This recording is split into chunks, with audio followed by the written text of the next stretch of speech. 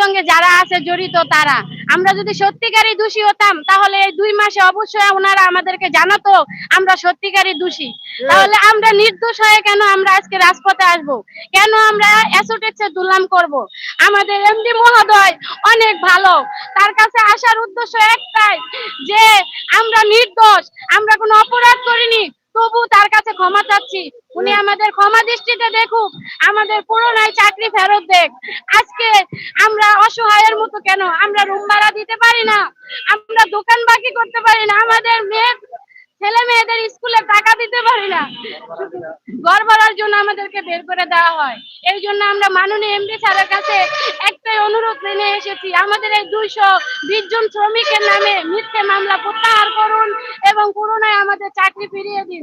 যারা সঠিককারী দোষী, যারা অপরাধী, তাদের কিছু ছবি আমরাও তুলে ধরছি। যেমন আওলাদ জিএম সাহেবে আমাদের দোষী প্রমাণ করার জন্য আমাদের ছবি টানাইছিল অ্যাসোটেক্সের গেটে, ঠিক তেমনি আমরাও কিছু স্টাফের ছবি এখানে তুলে ধরছি।